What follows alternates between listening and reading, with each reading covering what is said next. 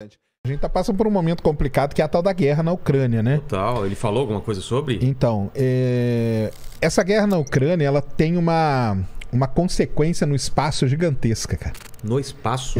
Para exploração espacial. Por quê?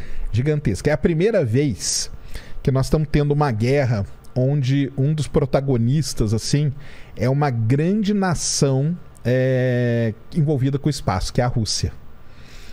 E que tem projeto com o mundo inteiro. Então a Rússia tem projeto com os Estados Unidos. Nossa. Projeto com a Europa. Com a China, provavelmente? Com a China, com o Japão e tudo. E lá na Rússia você tem um negócio que chama Roscosmos, que é a NASA russa. Como chama? Roscosmos. Roscosmos. Roscosmos é a NASA da Rússia. E o chefe da Roscosmos chama Dmitry Rogozin. Esse cara, ele não é um técnico do setor espacial, longe disso. Ele é político, ele foi já do Putin ali, foi tipo vice alguma coisa. Esse cara é meio KGB, meio tal. Virou chefe da Roscosmos. Cara, e ele comprou, o pessoal que não acompanha esse meio espacial, né? Não deve estar sabendo, mas ele comprou mais esse lance da guerra do que o próprio Putin, cara. Ele vestiu a camisa mesmo? Vestiu a camisa, tanto que assim, logo que começou a guerra, ele já foi no Twitter, ele trocou o perfil dele, as fotinhos, colocou ele vestido de militar com umas ogivas nuclear atrás. Nossa, o cara não tá começou brincando, assim, né? Já começou assim o Rogozin. E aí ele começou primeiro metendo pau lá nos Estados Unidos, lógico, né? Quando começaram a fazer as sanções contra a Rússia, sei, ele meio que tomou a linha de frente ali e começou a falar assim, ó, tomem cuidado, cara, porque a gente tá lá na estação espacial, e se eu tirar minhas partes, tirar as partes da Rússia ali, e se a estação espacial cair nos Estados Unidos, vocês vão gostar? E se ela cair em outro país e vocês forem responsáveis, vocês vão gostar? Então ele participou de um podcast na Rússia lá, famoso lá, eu não sei falar o nome não, desculpe que é em russo, tá, pessoal? Alguma coisa assim. É isso aí. Cara, mas ele ficou umas 3, 4 horas lá, falando, ameaçando, cara, e detonando. E nessa brincadeira toda, o que aconteceu? Primeira coisa, a Alemanha, ela tinha um satélite junto com a Rússia que explorava buracos negros. A Alemanha foi lá e desligou a parte dela do satélite. O quê? A Rússia, ela vende motores, um determinado tipo de motor de foguete que é usado pelos foguetes americanos, é vendido pela Rússia. O Rogozin foi lá e falou, não vendemos mais. Não damos mais suporte para o que já está lá. Entendi. E não vamos vender mais nenhum. Aqui na América do Sul, aqui na Guiana Francesa, tem uma base de lançamento, é de Kourou, onde tinha russos, porque o foguete Soyuz, uma versão do Soyuz era lançada daqui. O Rogozin mandou todos os russos voltarem e ir embora para a Rússia, deixou aqui. A empresa OneWeb, não sei se conhece a OneWeb, é uma concorrente da Starlink para fazer essa internet global e tudo, lançando satélites, milhares de satélites. O contrato deles já estava pago para lançar com o foguete Soyuz da Rússia. O foguete foi para a plataforma, ficou de pé. Aí o Rogozin falou assim, eu só lanço se... Nessa empresa, o OneWeb, o Reino Unido é um dos acionistas da empresa. Ele falou, eu só lanço se o Reino Unido sair do quadro de acionistas. Cara... Aí o Reino Unido não saiu, ele mandou descer o foguete, falou, não lanço mais satélite para você, mesmo a OneWeb já tendo pago os lançamentos. Treta. Olha a quantidade de treta, vai listando aí. E a pior de toda, talvez a mais triste de todas, ia ter uma missão para Marte agora, ia ser lançada esse ano, que é a Agência Espacial Europeia, que é a ESA. A ESA ela é composta por 22 países membros ali. E a Roscosmos. Então tem um rover, que é um jipinho robô, né, que explora lá, que foi construído pela Agência Espacial Europeia, chama Rosalind Franklin. Quem ia lançar era um foguete russo, chamado Proton, e a plataforma que ia pousar era a russa também. Nessa confusão toda, a Roscosmos com a ESA brigou, não vai ter mais a missão. E tá tudo pronto. Cara, e ninguém sabe o que vai acontecer com o rover, ninguém sabe o que vai acontecer com nada. Tudo por conta da guerra. E aí, Então criou-se não é só da guerra, é todas as sanções que o Ocidente fez, eles estão... Todas as sanções que o Ocidente fez, a resposta foi essa retaliação geral. É engraçado, porque tudo isso está contando não vai para grande mídia, né? Não vai, porque cuida desse setor espacial, fica meio ali, nichado, né? É muito nichado. Cara, mas é muita confusão. E a grande, vamos dizer assim, coisa que tem e a Estação Espacial Internacional? O que acontece lá dentro? Qual que é o acordo deles? Não, o acordo é que lá dentro, né, você tem... Não, eles têm um acordo que é... Na verdade, foi a Roscosmos, a NASA, a ESA, a JAXA, que é japonesa, e a CSA, Canadian Space Agency. Essas 5 agências espaciais é que construíram a estação espacial. Foram essas 5. Mas quem vai mesmo é russo e americano, né? De vez em quando vai um alemão e tal, não sei o quê. Bem, no meio de tudo isso, ia voltar uma nave trazendo um americano, que acabou quebrando até o recorde dos astronautas americanos no espaço, junto com 2 russos. Putz, olha a treta, meu. Chegou num momento que ele falou, o cara não vai vir. Chegou um momento que ele falou isso. Acabou que o cara voltou, foi tudo bem, e foi até meio emocionante lá na hora que eles foram se cumprimentar. Eles falaram, eles estavam lá na estação, né? Eles falaram, lá na Terra, os homens brigam. Aqui nós somos uma tripulação só. Olha que legal. E aí vieram numa boa e tal. Mas e aí, qual que é o futuro da estação espacial? A gente não sabe. É carta para um lado, é e-mail para o outro. Por que eu contei toda essa história?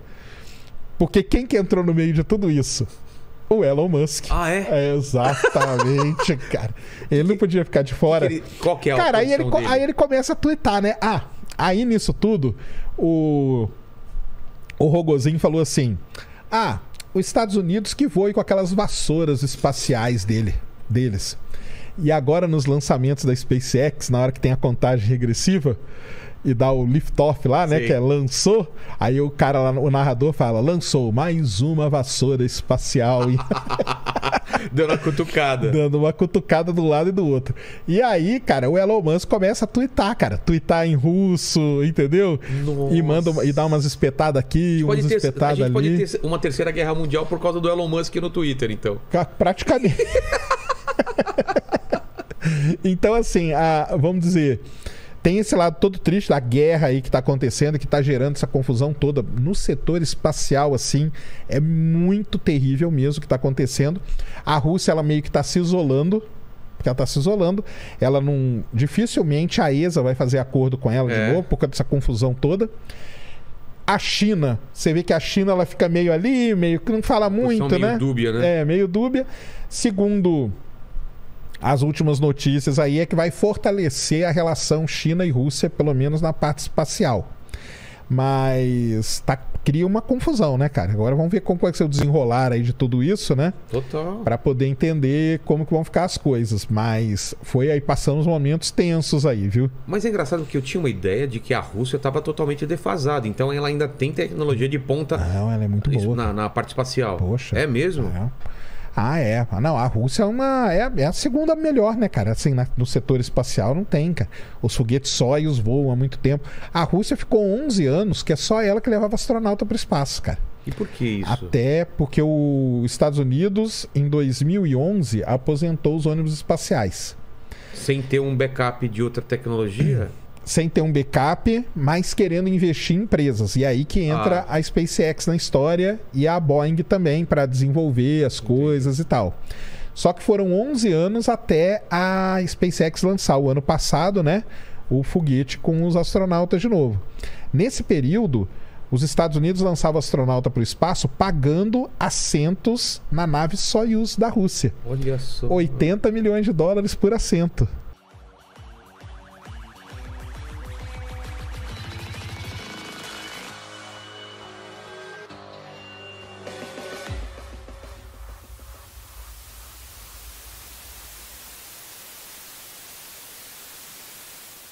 A gente estava comentando sobre filmes e livros dos temas, né? Eu queria saber, tem aquele lado da viagem ao centro da Terra, né? Que muito legal. Se fala sobre isso e sobre o místico que acontece, e o fantástico que acontece no centro da Terra, mas eu queria saber o que de fato tem no centro, no núcleo da Terra. O que acontece lá? Tem a teoria da Terra plana, mas tem uma muito mais antiga, que chama teoria da Terra Oca. Chama The Hollow Earth. Para quem já viu Godzilla versus King Kong, eles são baseados nessa teoria. Aliás, o Godzilla ele é baseado na teoria da Terra Oca. Ah, é? É, porque ele sai das profundezas da Terra, ele é um monstro que sai das profundezas da Terra para vir te salvar e tal. Porque, na verdade, o Godzilla é como se fosse um herói, né? O Godzilla é um meio anti-herói, uma coisa assim, né? E o Godzilla vs King Kong, no filme, o pessoal até mostra lá o cartaz famoso da Terra Oca, que é uma outra teoria, mais antiga até que é da Terra plana. É como se fosse uma bola de futebol, só tem a crosta, assim, é isso? Não, é pior ainda, porque eles falam que dentro da Terra tem um outro mundo, totalmente diferente. Então, cadê os dinossauros? Eles estão lá no centro da Terra. Se você descer e entrar lá, você vai encontrar. Aí, você quer ver? Quer ver a oratória? Você já viu uma foto da Terra do espaço? Do espaço, tirado pela NASA e tal? Você já viu que aqui em cima é branco, não é? Você sabe o que é aquilo? É a luz que está saindo do centro da Terra. Por isso que ali é brilhante. Tá vendo só? E aí, sabe da oratória que você estava falando? O pessoal pega... Cara, pior que é verdade, hein? Pode ser mesmo. Porque o pessoal da Terra Oca fala que no centro da Terra tem um sol. E a entrada é justamente pelos polos. E aí eles falam, por isso que é branquinho aqui, ó. Aí junta... Não é neve. Junta uma teoria com a outra, imagina? Exatamente. Então, a teoria da Terra Oca, famosíssima, procurem aí, The Hollow Earth, tem um livro famoso até, chama A Terra é Oca, onde o cara põe toda a teoria ali mesmo, teoria mesmo. Nossa, eu nunca ouvi. É, legal pra caramba. Mas o Viagem ao Centro da Terra do Júlio Verne, lá no centro da Terra, tem um monte de... Tem dinossauro, tem um mundo novo. Ela tem uma... Por isso que eu falei da Terra Oca, porque a Viagem ao Centro da Terra, ele tem... Uma parte disso aí. Porque é uma teoria muito antiga mesmo. Agora, pera, nessa teoria, lá dentro tem um chão? Tem um chão, tem tudo. Então tem uma terra plana dentro da Terra redonda. Tem uma terra dentro da Terra. Um planeta dentro do planeta. É outro... Não, porque, outra entende, atmosfera, tipo outra assim, temperatura. A gente tá... não, mas não é um pratão assim, não. Tem tem a Terra aqui, dentro da Terra tipo tem uma a gema. terra. É tipo, Isso, seria uma gema. Isso aí, tipo uma gema. Então, os dinossauros e tal, eles não foram extintos. Eles conseguiram escapar pra ali. Esse lugar. Estão lá guardadinho. E aí o pessoal come em cima disso, e tem muita gente que defende a teoria da Terra Oca. E o cara mora... sabe, já ouviu falar na Fossa das Marianas? Então, não, a Fossa das Marianas é o ponto mais profundo do oceano que a gente consegue ir, né? A maior profundidade na superfície da Terra que a gente consegue chegar. Coitada das Marianas, É uns 14, 15 quilômetros. Chama Fossa das Marianas.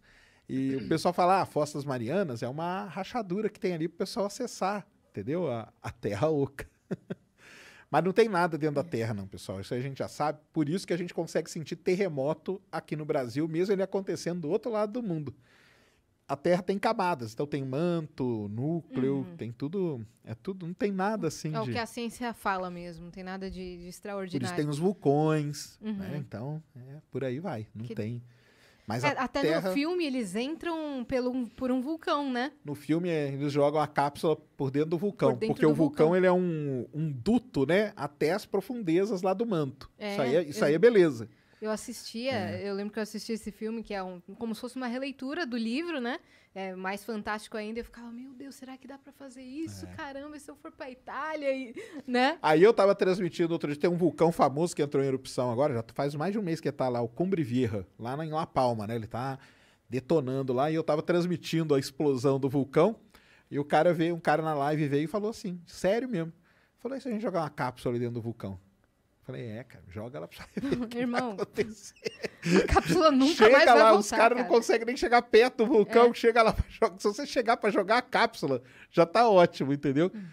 Mas aproveita e joga em Vênus também. Exatamente. Já que você quer fazer esse teste. Mas vamos dizer assim, teoricamente, é uma maneira legal, porque o vulcão, a raiz dele, tá lá no fundo do manto da Terra. Então, quer dizer, se você entrar pelo vulcão, você já vai atravessar um pedação aqui, só escorregando, entendeu? Sim. Não, é bem feito o negócio. A história é legal. Mas esses filmes são legais. É a oratória. É a oratória. Exatamente, é a oratória. É como o cara passa aquela mensagem ali.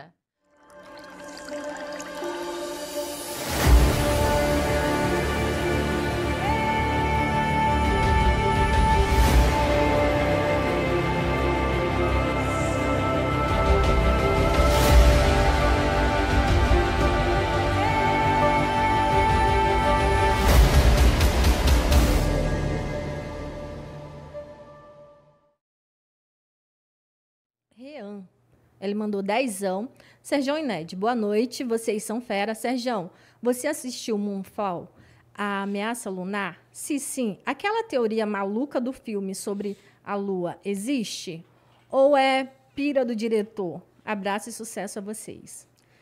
Excelente pergunta, viu, cara? É o seguinte, tudo na vida tem contexto, né?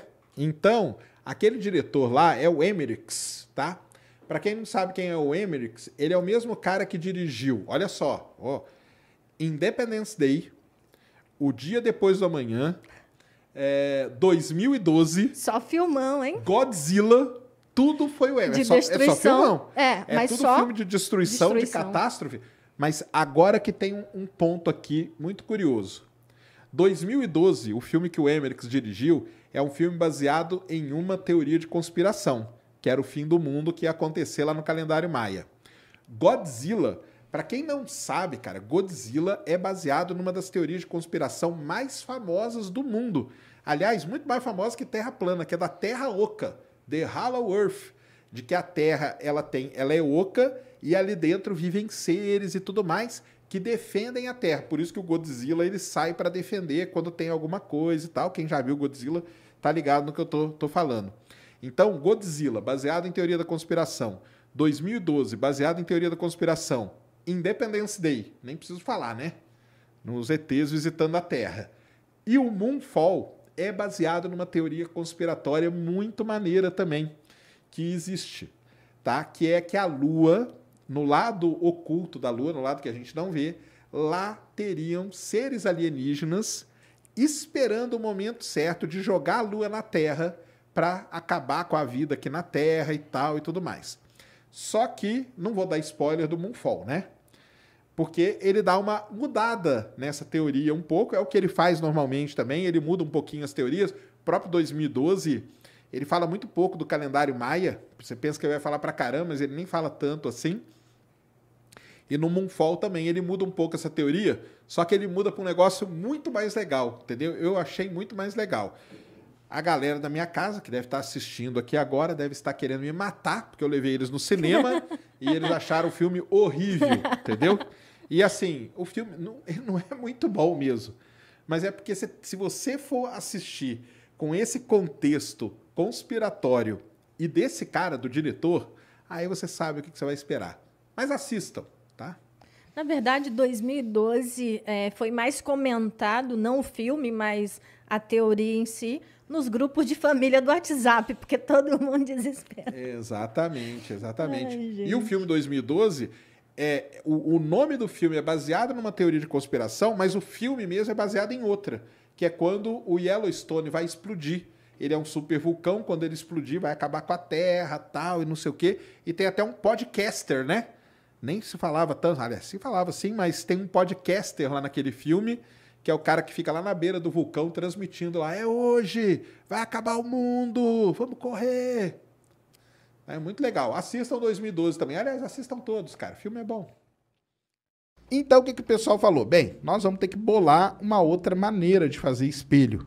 Aí, ainda bem que aqui na Terra a gente já sabia como fazer isso.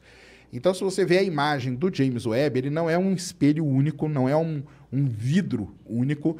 E, na verdade, isso aí é uma vantagem muito grande, que um grande problema do Hubble, como eu falei lá no começo, foi que ele era um vidro único. Então, por exemplo, deu pau naquele vidro, igual deu mesmo de verdade, ferrou tudo, porque era só um vidro, era só um espelho e mais nada. O James Webb ele é constituído de 18, acho que são 18, né? 18 segmentos hexagonais, tá? E aí o pessoal vai falar, por que hexagonal? Por que não é circular? Por que não é quadrado? Porque o hexágono, pessoal, é uma figura muito interessante da geometria, tá? Ela é a figura, tanto que não é à toa que as abelhas constroem a colmeia dela em hexágono, tá? Ela é o tipo de figura que você consegue grudar uma na outra, um hexágono no outro, da melhor forma possível, sem perder nada. Se você pega um círculo e gruda no outro, olha aqui, ó, vai perder esse pedaço aqui, perder esse aqui. Se você pega um quadrado, tudo bem, o quadrado você gruda aqui, mas dependendo de onde você colocar ele não vai ter uma colar perfeito. O hexágono, não. você consegue, você cola um hexágono no outro, aqui sobra o espaço direitinho para você colocar outro, então você consegue construir a figura aproveitando o máximo de área possível. E isso que é bom para um telescópio, porque o espelho dele tem que ter o máximo de área possível, e o hexágono é essa figura. Então, e a gente já sabia disso aqui na Terra, porque os telescópios grandes hoje, todos eles, o espelho é segmentos hexagonais, tá? Então, isso é outra grande diferença que tem do Hubble para o James Webb. Outra coisa, imagina que dá pau num daquele segmento. Você tem todos os outros, então você não perdeu o telescópio como um todo, tá? Outra vantagem, cada hexágono desse, ele se mexe independente, e isso é um negócio sensacional. O James Webb tem uns motorzinhos atrás do espelho que vão ajustando ele para dar o melhor foco para a imagem, coisa que um espelhão só você não consegue fazer. Você tem que processar depois a imagem e tudo mais. Então, isso é uma outra grande vantagem que tem o James Webb. E a segunda, como eu falei, né? Ele não caberia em lugar nenhum. Então, o pessoal tinha que bolar um jeito de dobrar ele e desdobrar. E o hexágono é perfeito por conta disso, que você consegue fazer essas dobradiças e tudo mais. Então, essa é uma outra grande diferença do Hubble para o James Webb, que é o espelho, tá? Ele vai todo dobrado, até principalmente, né, para poder caber na coifa, né, na carenagem do foguete que vai lançar ele. Porque não tem como ele ir aberto, não tinha de jeito nenhum como ele ser lançado assim. Então, essa forma que foi feito, que ele, igual um origami, né, mesmo, é essencial para que o James Webb seja lançado. Isso mesmo. Então, isso aí é o jeito que eles bolaram. Por quê? Não tem mais ônibus espacial. Então, como que nós vamos lançar? Bem, temos aqui uma lista de foguetes. Que foguetes que a gente tem? Falcon 9. Falcon 9 nem existia na época, né? Mas Ariane, que é o foguete que tem. Delta 4, Heavy, sei lá. E depois veio o Falcon. Tanto que até uma coisa muito engraçada, né? E o pessoal fica meio revoltado. Por que não lança o James Webb no Falcon 9, cara? Falcon 9 tá aí, o Elon Musk Heavy, né? No Falcon Heavy. O pessoal fica revoltado mesmo. O Elon Musk quer resolver tudo isso. Tem um motivo, pessoal. E o motivo é simplesmente o volume de carga. Porque hoje, vamos dizer assim, a coifa, né? Com maior volume que a gente tem para lançar alguma coisa é do Ariane 5, tá?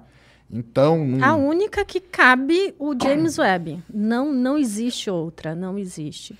É a única que cabe, ele foi feito e dobrado e desdobrado para caber nela. Então, cara, guarde a sua revolta, cara, tá? Então, ou faça um telescópio que caiba talvez para caber no Falcon 9, o espelho do James Webb, o principal dele, ele dobra duas orelhinhas aqui do lado. Talvez no Falcon 9 tivesse que dobrar uma coisinha em cima. Ia ser muito mais complicado, entendeu?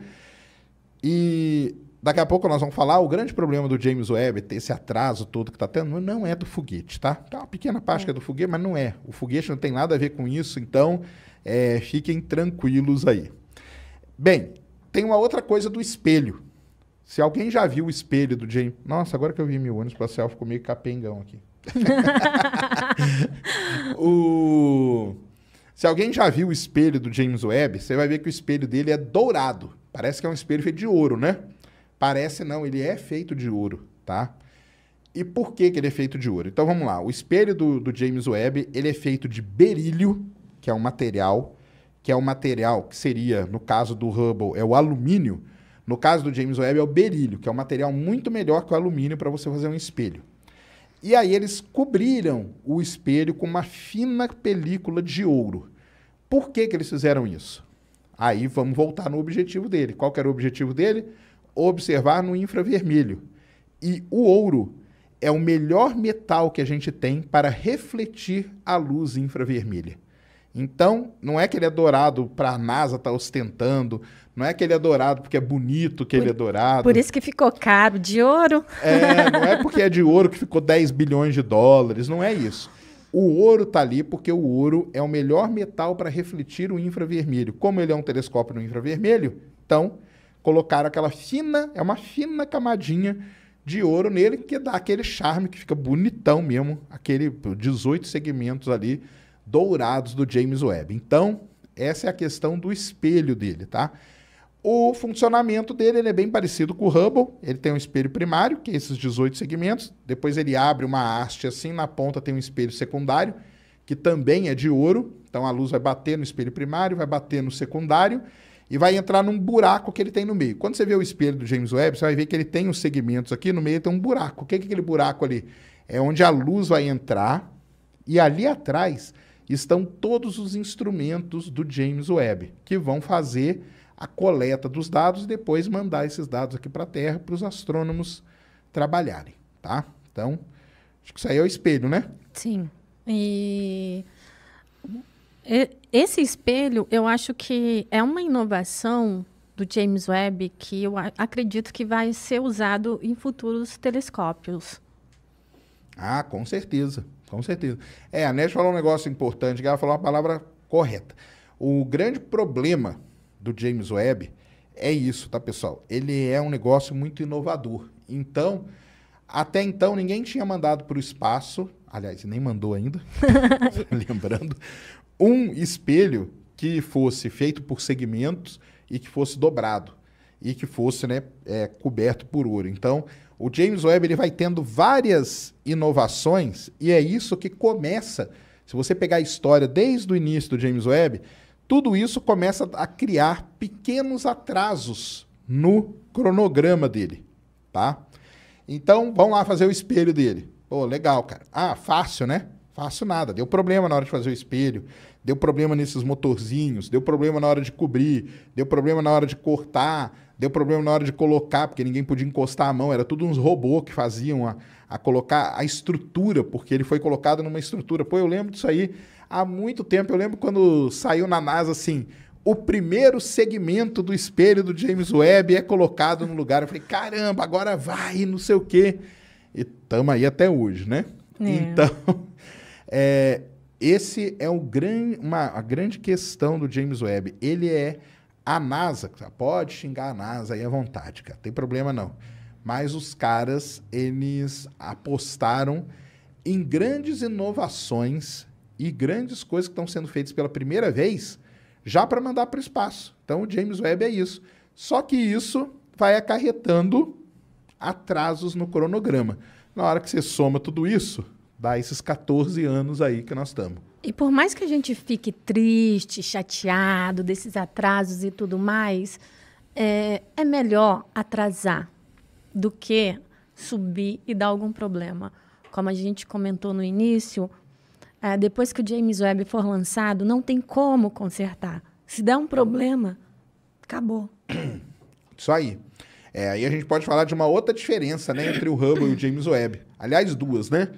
Uma é no design dele. Então, assim, como eu falei, né, o Hubble ele foi feito para ser atualizado ao longo dos anos. Então, o telescópio está ali no espaço, os caras vêm aqui, desenvolvi um novo instrumento. Coloca esse instrumento no ônibus espacial, sobe ele, e é como se fosse uma geladeira, tá, pessoal? É uma geladeira mesmo. O cara abria ali, tirava o velho, colocava o novo e fim de papo, estava atualizado. O James Webb não foi feito nessa concepção. Primeira coisa é essa. Ele não foi feito nessa concepção. Vai ou racha. Falou aqui, ó, voltando de um passeio, por volta de eu e mais 80 pessoas, vimos uma nave mais ou menos do tamanho de um ônibus com 4 luzes que oscilavam de cor, fazendo movimentos estranhos. Não existia drones nessa época. Esse é o relato do Emanuel. Então, aí olha só, vamos pegar o relato dele. Olha como que é foda um relato. Chupa, sacane. Vamos lá, cara. Não tinha drone. Não tinha drone, né? Então, deixa eu me segurar aqui, né? Já não é drone. Mas olha só como que é difícil o relato, né? Era uma nave mais ou menos do tamanho do ônibus que se movimentava de uma maneira estranha. Né? Como que é que ele escreveu? Que se movimentava? Com 4 luzes. Tinha 4 luzes. Tamanho de um ônibus. Tamanho de um ônibus e as luzes oscilavam de cor e fazendo movimentos estranhos. O que é um movimento estranho? Defina. Cara, movimento estranho. Pra você pode ser uma coisa, pra mim pode ser outra. Um zigue-zague. E no final pode não ser nada. Entendeu? Descia até o chão. Exatamente. Pra mim isso é um movimento estranho. Exato. Que mais? Ó, o Edu Maia, ele falou o seguinte: já vi algo circulando por luzes, formato clássico de charuto, voando baixo e não fazia nenhum ruído. Não falo se é grande ou pequeno, né? Bexiga. Aqueles bexiga de calor. E, ó, preto, assim. e o Tomás ZLS, ele falou o seguinte: eu e meu padrasto vimos um objeto com luzes pairando e girando na beira da Dutra, em Guarulhos. Isso foi em 2020. Na hora ficamos sem palavras e até hoje não conseguimos discutir direito sobre isso. Eu queria pedir uma coisa também. Você que é ET, tá assistindo esse programa? Manda um sinal, cara. Manda um sinal pra cá, velho. Se manifeste. Se manifeste. Entra, você não precisa nem entrar na portaria do condomínio. Você deve ter o esquema de posar a nave, pisca a luz, faz qualquer coisa aí, dá um sinal. Fala, Paquito. Não sei. Pro Pablo Marçal a gente respondeu que não tinha ele ponto, aí acho que pega meio mal falar pra ele. Não tem lugar. Mas tem um fódromo, posar. é o fódromo que a gente chama. Faz teletransporte, né? Em Varginha, teletransporte. Ó. Cara, esse programa é o programa pra vocês mandarem uma mensagem, pra você aparecer. Etevaldo, Etenildo, como que chama o cara que você falou aí? Etevânio. Então, cara, tamo aí no programa, fica à vontade aí, tem o tempo. Fabi tá aqui, nossa produtora, ela pode ir até lá a porta ou se teletransporta aqui direto. Isso aí tem uma jujuba gostosa que isso aí não tem no seu planeta. Cara, faz igual o Quevedo. E ainda fala, meu chupa dedo. Sacane. Torta meu dedo se tiver um ar. Eu não falo isso, não. O Sacane é quem tá duvidando de você. Mete essa aí. Corta pro Sacane. Sacane, faça o desafio aí. Vem aqui, cara. Suba aqui na mesa agora. Tem uma jujuba aqui que não tem no seu planeta. Se existir, te garanto. Se existir alien, pode quebrar seu dedo? Pode quebrar. Um dedo só pode. Sacane. Pode, um só eu deixo. Pode vir. Vamos supervisionar as redes do Sacane pra ver. Usa muito. Quebra meu dedo. Mas ó, voltando ao negócio de relato, cara. Olha, relato é um negócio muito complicado, porque e a hora que foi? Por exemplo, são coisas que você tem que levar em consideração. A hora do dia. Como que tava o tempo? Tava chovendo? Não tava? Tava claro? Não tava? É rota de avião onde você tava? Ou não é? Porque sabe o que confunde muitas pessoas? Tem gente que mora na reta do avião. Quando o avião embica, assim, o farol dele, muita gente fala que é disco voador, cara. Que é muito louco, né? Um farolzão mesmo. É um farolzão. Já me mandaram e-mail. Depois aí. De Vênus. A pessoa viu Vênus. Não, isso que eu ia falar. Vênus e falou, Soares, muito confundido, isso cara. Isso não pode ser estrela, porque é muito brilhante. Tá lá no horizonte, meu Deus, que é isso? É Vênus. Vênus, às vezes, cara, ele pega magnitude -4, coisa assim.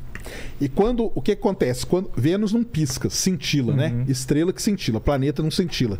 Mas quando Vênus está muito baixo no horizonte, por causa da camada da atmosfera, ele dá uma mudada de cor. Sim. Então o cara fala assim, caramba, eu vi uma luz, um farolzão, e ele ficava mudando de cor, e tipo, meia hora depois ele desapareceu.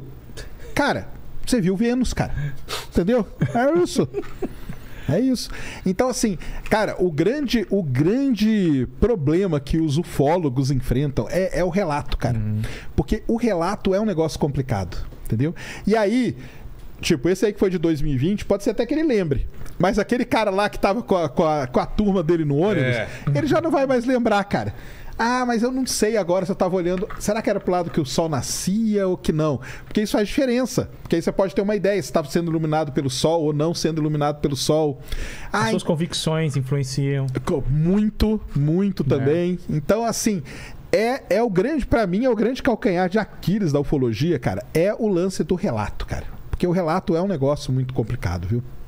É por isso que agora eles estão tentando pegar várias frentes de pesquisa, físicos, gente que trabalha com tecnologia, que desenvolve drones, que sabe como eles funcionam, sabe como eles são avistados. Várias inteligências para tentar suprir essa falta de dados, para tentar, de uma vez por todas, descobrir o que são esses objetos. Né? Exatamente. A teoria, o mais provável é que seja instrumentos de vigilância de outro país. Aí os mais prováveis, China e Rússia, né? Aí tem os que são inexplicáveis, que pode ser N coisas, entendeu? Mas enquanto não tiver uma coleta de dados boa para saber separar uma coisa da outra, não tem como. Complicado. Aí é nessa lacuna... Aí que a galera se cria. É aí que a galera se cria.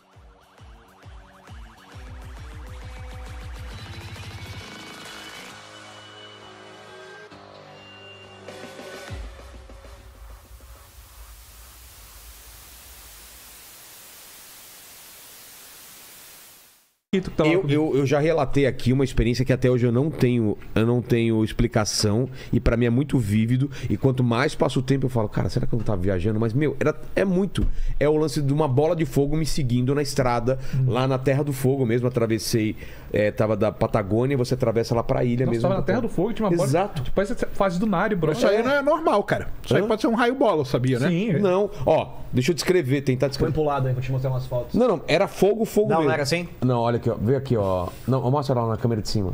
Calma aí, vamos lá, onde a gente põe aqui? Em cima da jujuba. Não. Aí, aumenta mais. Pode colocar mais pra cima. Aí. Isso o que é que o pessoal relata? Isso, dizem que é uma foto que foi tirada por uma pessoa que tava fazendo pesquisa. O meu caso, cara. Tava com a namorada na época, ela tava dormindo.